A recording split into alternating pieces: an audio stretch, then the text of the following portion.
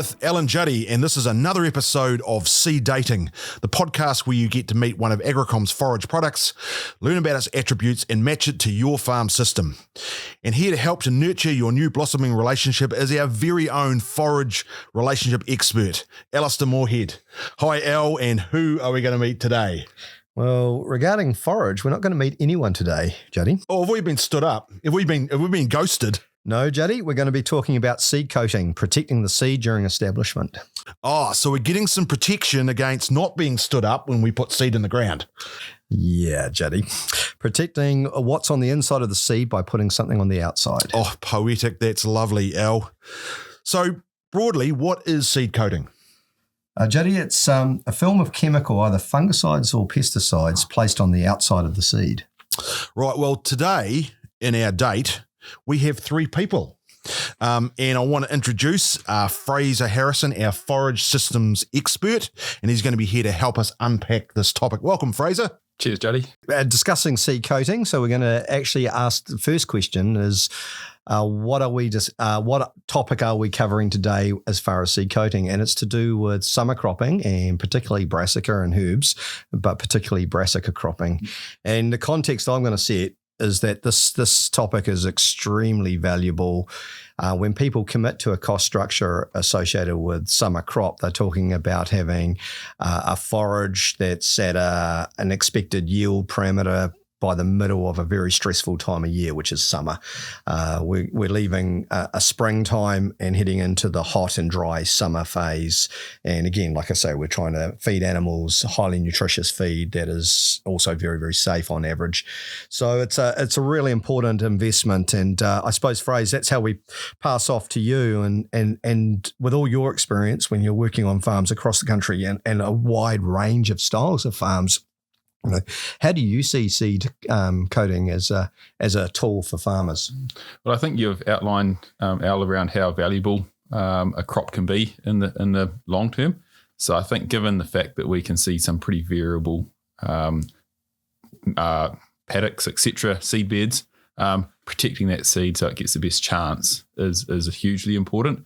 They are high value crops. It's a plant numbers game. So if we lose plant numbers, that limits our yield and performance for that crop going forward. So I see it as a really, really important insurance policy. Yeah, absolutely. And is it I guess some people talk about the silver bullet and saying, well, if you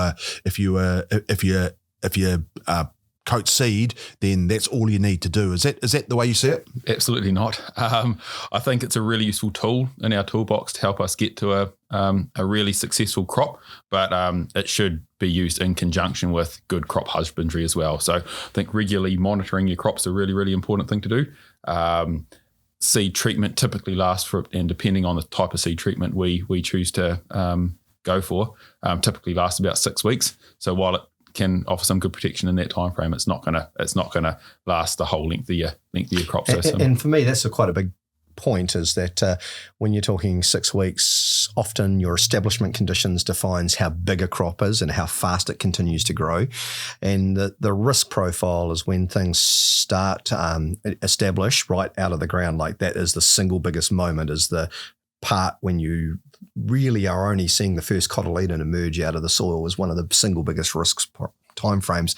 However, your immediate growing conditions defines for how long your crop stays small.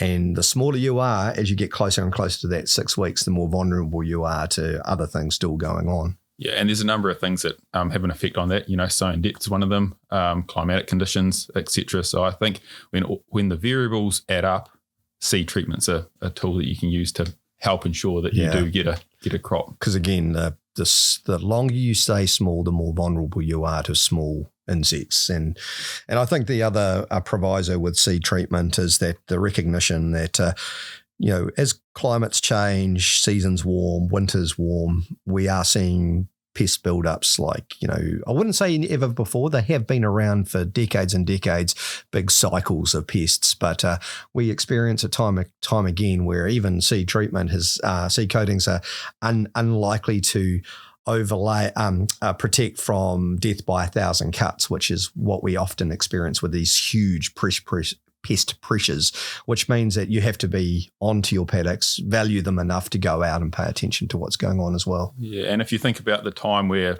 I guess your paddocks are most threatened by insects, you look spring through to autumn, that's when the insects are probably the most active. So I guess we're planting our crops in the spring. We're wanting them to get going as we get into summer.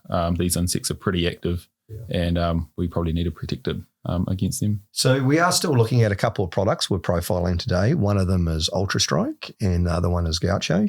They're two seed products that have been used widely in Australasia over the years. And, we'll talk about Ultrastrike as a starting point because there's two styles. One has multiple functions and the other is relatively simplistic.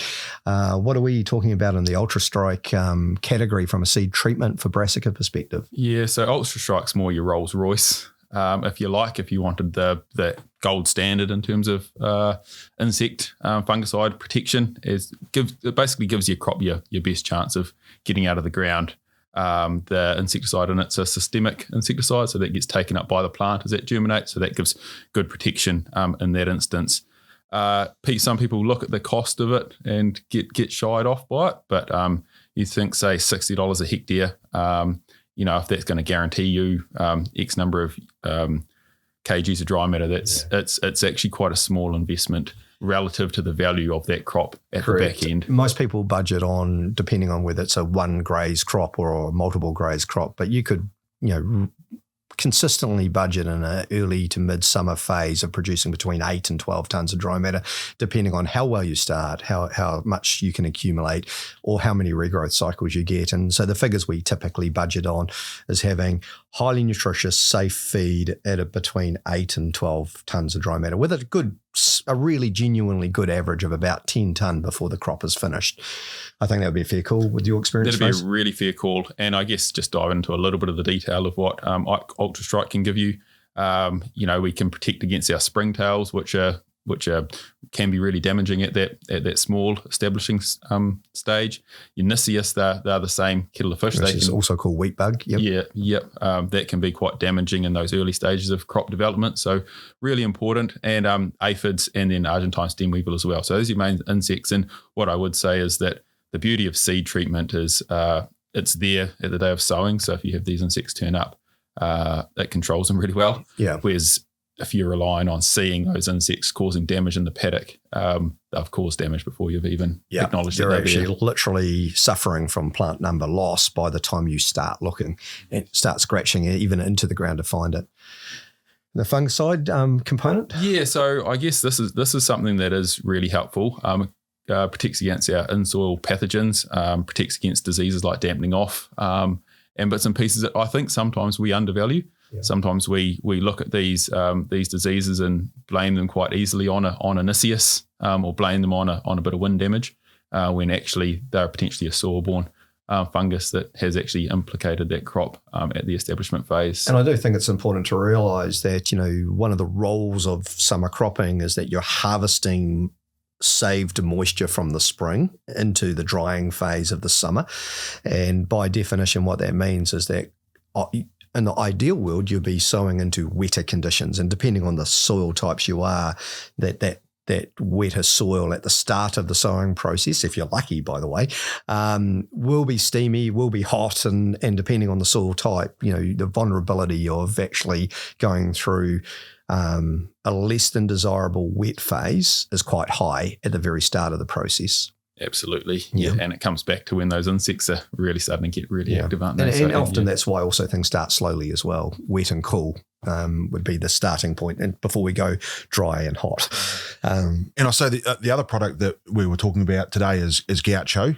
Give us a feel for where that differs from Ultrastrike. Yep. So Ultrastrike and Gaucho, there is Gaucho in Ultrastrike. So again, that's systemic insecticide that protects against those exact same insects that Ultrastrike does. But there is a concentration difference in the seed treatment. So you get nearly double in Ultrastrike what you would get with straight Gaucho. So if you think about that from a effectiveness point of view, a control point of view, Ultrastrike definitely has a better insect protection as well as the fungicide than straight Gaucho. A lot of Gaucho gets used, but what I would say is, back to your point before, Juddy, it's not a silver bullet, and it definitely requires more crop monitoring with the Gaucho treatment only, as opposed to going for the Ultrastrike. Now, just also looking at the fact that we've used the words fungicides and insecticides, one of the strengths of seed treatment is it's a minute amount of these chemicals in the landscape. It's environmentally, some people definitely could take the position that no insecticides or fungicides are appropriate in the landscape. This is one way of managing things in a very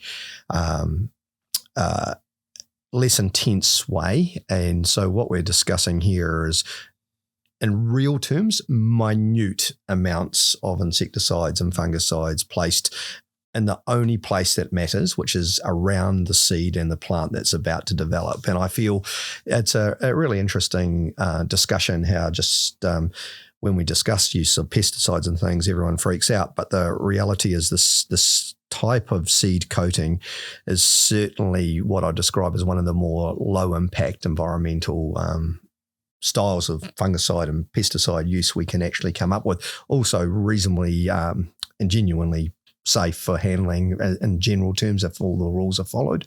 So it's a pretty complete package from that perspective. Yeah.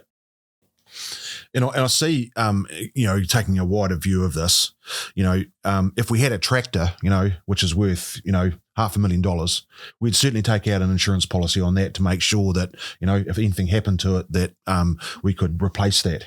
And I guess if you're thinking about particularly winter feed, and that from a farm systems point of view, having to, if you lost, 3 tons on a winter crop, having to replace that with bought-in feed is hugely expensive. Massive. And therefore, for the insurance policy, if you like, or potentially it's more than an insurance policy, because there will be some insects there, and so really taking that protection against those using that, I think is makes a whole lot of sense.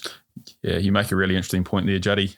We do a lot of trials in this space as well, and there's a number of examples where we could rattle off here, but one springs to mind in a kale crop where simply due to plant numbers, our untreated treatments grew 8 tonne of dry matter, for a winter grazing, and our Ultrastrike treated treatments grew 16 tonnes. So if you think about that, yes, that's not going to happen every time, but if you get an insect attack or a disease event, and you miss the opportunity to control those insects, that can have a pretty significant yield. And I feel that's a really nice description, is that, again, we've been in this game for a very, very long time, supporting farmers growing healthy, productive crops. And we know that you don't always have the perfect storm whenever you're trying to demonstrate these things. So our trialling lives, we've run many trials without results, because you really do require the perfect storm to have the failures, to have the big crop losses.